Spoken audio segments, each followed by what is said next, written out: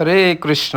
শ্রী শ্রী নরসিংহ চতুর্দশী ব্রত 2026 30 এপ্রিল অনুষ্ঠিত হতে যাচ্ছে। আপনারা কীভাবে ব্রতের পূজা অভিষেক করবেন এবং পালন করার আগে যে সংকল্প মন্ত্র রয়েছে কিভাবে করবেন সেটা আমি এখন আলোচনা করব। তো আগামী 30 এপ্রিল 2026 বৃহস্পতিবার শ্রী শ্রী নরসিংহ চতুর্দশী ব্রত। আপনারা এই দিনেই সারা বিশ্বব্যাপী এই নৃসিংহ চতুর্দশী তিথি পড়ছে, আপনারা সবাই এই দিন পালন করবেন। নৃসিংহ চতুর্দশীতে কীভাবে নৃসিংহদেবের পূজা অভিষেক আরতি করবেন, ষোড়শ উপাচারে পূজা অভিষেক বিধি মন্ত্রাবলী আমি আপনাদেরকে বলবো। আপনারা সবাই এই নিয়ম নীতি অনুসারে আপনারা পূজা বিধি পালন করবেন।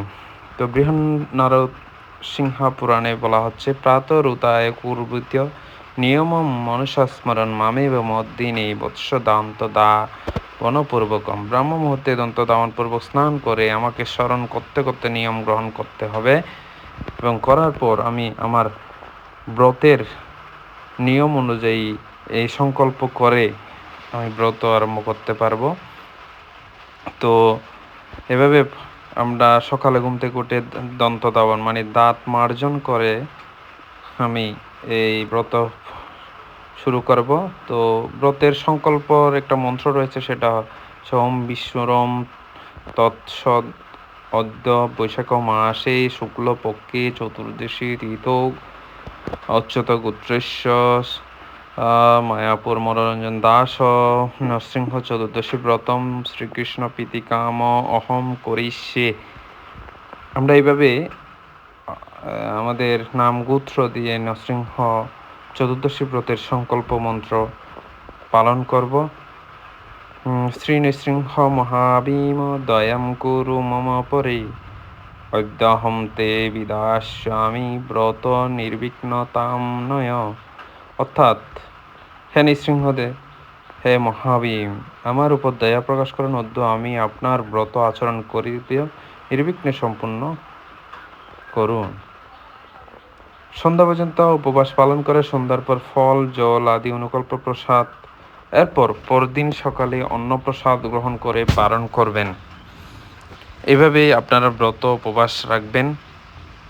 এবং নৃসিংহ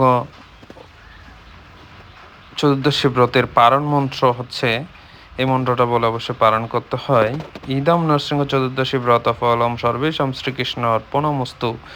এরপর মহাপ্রসাদ মন্ত্র উচ্চারণ করে ব্রতের পালন করবেন। তারপর আমরা অধিক মঙ্গল আরতি, অধিক হরিনাম জপ, মঙ্গল আরতি, নৃসিংহস্তব, নৃসিংহ কবচ, নৃসিংহদেবের 108 নাম পাঠ করবেন।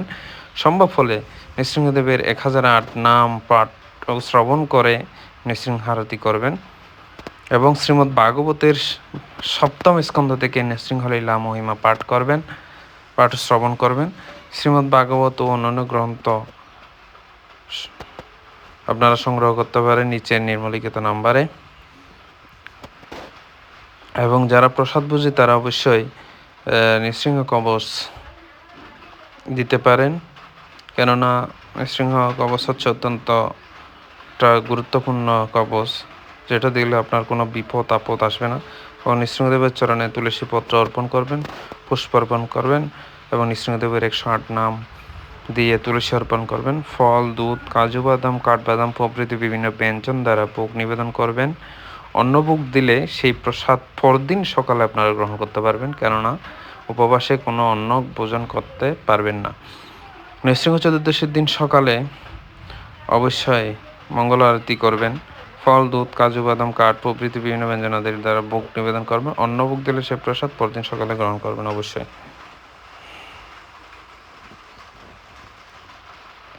এবং প্রচুর পরিমাণে আমাদের হরে কৃষ্ণ মহামন্ত্র জপ করতে হবে, নৃসিংহ কবচ পাঠ করতে হবে, এবং বিভিন্ন ধরনের অভিষেক করানোর জন্য আমরা বিভিন্ন ধরনের জুস বানাতে পারি। আমের জুস, কাজু বাদাম, কিশমিশ প্রভৃতি ড্রাই ফ্রুট পানবকম ভোগ নিবেদন করা যায় ভগবানকে। কেননা নৃসিংহদেবের একটি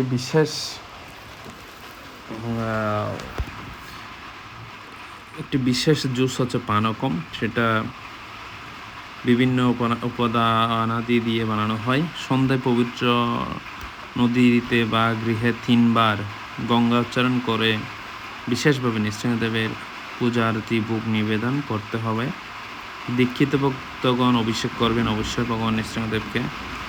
অভিষেক চিত্রপটেও করা যায়, যেহেতু ভগবান 8 প্রকারে বিরাজমান, চিত্রপট রূপেও ভগবান বিরাজ করেন। এবং আপনারা চাইলে মায়াপুর টিভিতে নৃসিংহদেবের অভিষেক দর্শন করতে পারেন। সন্ধ্যা পর্যন্ত নির্জল উপবাস পালন করে সন্ধ্যার পর ফল, জল, বাদাম প্রভৃতি অনুকল্প প্রসাদ গ্রহণ করবেন। পরদিন পারণা করবেন সূর্যোদয়ের আগে, সূর্যোদয়ের পর। চতুর্দশীর আগের দিন ও পরদিন আমিষাহার বর্জন করবেন। ব্রতদিনে নেশাদ্রব্য, দ্রুত ক্রীড়া, মিথ্যাচার, পরনিন্দা প্রভৃতি বর্জন করবেন। সন্ধ্যায় বিশেষ পূজা অভিষেক বিধি। সন্ধ্যায় স্নান করে শুদ্ধ বস্ত্র পরিধান করে তিলক আচমন করে যেখানে অভিষেক করবেন একটু উঁচু টেবিলে বড় পাত্র নিয়ে তাতে চন্দন দ্বারা অষ্টদল পদ্ম অঙ্কন করে তুলসীপত্র পুষ্প দিবেন এবং সেই পাত্রে ভগবান নৃসিংহদেবের বা লক্ষ্মী নরসিংহ অথবা প্রহ্লাদ নরসিংহ শ্রী বিগ্রহ চিত্রপট স্থাপন করতে হবে। তারপর এর পূর্বে আপনারা অবশ্যই ভগবানকে আসন নিবেদন করবেন। ইদম আসনম শ্রী নরসিংহায় নমঃ, স্বাগতম সুস্বাগতম শ্রী নৃসিংহদেবায় নমঃ। এরপর ভগবানকে স্থাপন করে প্রণাম করবেন এবং ঘণ্টা বাজিয়ে ভগবানকে আহ্বান করবেন। তারপর পাদ্য, সেই পাত্রে গঙ্গা জল দিবেন। ইদম পাদ্যম মূল মন্ত্র বলে শ্রী নরসিংহায় নমঃ এভাবে দিতে হবে। এরপর আমরা অর্ঘ্য দিতে পারি। পুষ্প, জপ, তিল, দুর্বা, আতফসাল, জল, এটা হচ্ছে অর্ঘ্য মন্ত্র বলে ইদম অর্ঘ্যম শ্রী নৃসিংহায় নমঃ বিগ্রহের হাতে দিতে হয়, যা তারা তাদের মস্তকে প্রদান করবেন। ওম ইদম অর্ঘ্যম শ্রী নরসিংহায় নমঃ। এইভাবে আমরা অর্ঘ্য প্রদানের পর আমরা অর্ঘ্য মন্ত্র বলবো।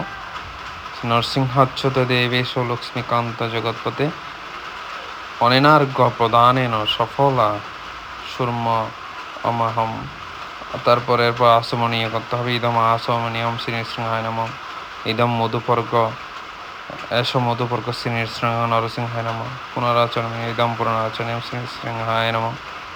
মধুপর্কের মধ্যে আমরা দুধ, দই, চিনি ইত্যাদি নিতে পারি। আর আসমনীয় জায়ফল, জয়ত্রী, লবঙ্গ ইত্যাদি নিতে পারি। আসমনীয় শ্রী নৃসিংহদেবের চরণে তুলসী পুষ্প অর্পণের একটা মন্ত্র রয়েছে, এটা বলতে হবে। এতানি চন্দন তুলসী পত্রাণি শ্রী নৃসিংহায় বিদামি নমঃ ইমামি গন্ধ পুষ্পানি শ্রী নৃসিংহায় নমঃ। তারপর তৈল মর্দন করতে হয় ভগবান নৃসিংহদেবকে। ইদম সুগন্ধি তৈলম শ্রী নরসিংহায় নমঃ। কাঁচা হলুদ ইদম হরিদ্রা মর্দনম শ্রী নরসিংহায় নমঃ। এভাবে আমরা তেল মাখতে পারি ভগবানের শরীরে এবং কাঁচা হলুদ দিয়ে এটাও মাখতে পারি। তারপর স্নান অভিষেক করার জন্য পঞ্চগব্য নিতে হবে। দুধ, দই, ঘি, গোছনা, গোময় এবং পঞ্চামৃত। দুধ, দই, ঘি, মধু, মিশ্রির জল, চিনির জল, ফলের রসও দিয়ে অভিষেক করা যায়। তো এভাবেই আমরা প্রয়োজনীয় উপাদানগুলো নিব যেগুলো অভিষেকে ব্যবহৃত হয়। ইদম পঞ্চগব্য স্নানীয়ম শ্রী নরসিংহায় নমঃ। ইদম দুগ্ধ স্নানীয়ম শ্রী নরসিংহায় নমঃ। ইদম দধীয় স্নানীয়ম শ্রী নরসিংহায় নমঃ। ইদম ঘৃত স্নানীয়ম শ্রী নরসিংহায় নমঃ। ইদম মধু স্নানীয়ম শ্রী নরসিংহায় নমঃ। এভাবে আমরা ভগবানকে আচমন থেকে শুরু করে স্নান পর্যন্ত আমরা এভাবে করব। তারপর আমরা বিভিন্ন আকারের ভগবানকে স্নান করাবো। ইদম মিষ্টি জল স্নানীয়ম শ্রী নরসিংহায় নমঃ। ইদম ফলদুক স্নানীয়ম শ্রী নরসিংহায় নমঃ। ইদম উষ্ণ জল স্নানীয়ম শ্রী নরসিংহায় নমঃ। ইদম কেশর জল স্নানীয়ম শ্রী নরসিংহায় নমঃ। ইদম গোরচনা স্নানীয়ম শ্রী নরসিংহায় নমঃ। বিভিন্ন উপকরণ দিয়ে আমরা ভগবানকে স্নান করাবো। তারপর বস্ত্র দান করবো। ইদম বস্ত্রম শ্রী নরসিংহায় নমঃ।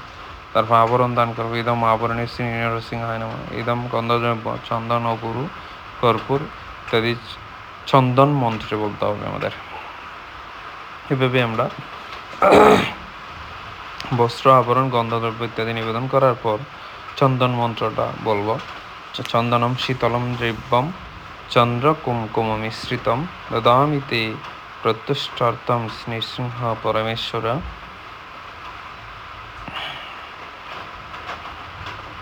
তারপর পুষ্প মন্ত্র বলতে হবে। ইমামি গন্ধ পুষ্পানি কলোদ্ভবানি পুষ্পানি তুলিসিদ্ধানি বৈ প্রভু পূজামি নৃসিংহাস্য লক্ষ্মা সহস্রনমস্তুতে। এভাবে আমরা পুষ্পমন্ত্র বলবো, তারপর আমরা পুষ্প নিবেদন করব, তারপর ধূপ নিবেদন করব। এসো ধূপ ধূপের মন্ত্র হচ্ছে কালাগুরুময়ম ধূপম সর্বদেব সুদুর্লভম করমি তে মহাবিষ্ণু সর্বকাম সমৃদ্ধয়ে। এভাবে ধূপ মন্ত্রগুলো আমরা ধূপ নিবেদন করব ভগবানকে। তারপর আমরা দীপ মন্ত্র বলবো। দীপ পাপহর প্রক্তস্তম সাম রাশি নাশনম দীপেন লভ্যতে তেজস্ত স্মাদ দীপম তদামিতে। এসো দীপ শ্রী নৃসিংহায় নমঃ। এরপর গীতপ্রদীপ পঞ্চপ্রদীপ তুলসী কাষ্ঠ প্রদীপ দ্বারা আরতি করবেন। ঘটির কাটার দিকে অর্থাৎ বাম থেকে ডান দিকে ঘুরাতে হয়।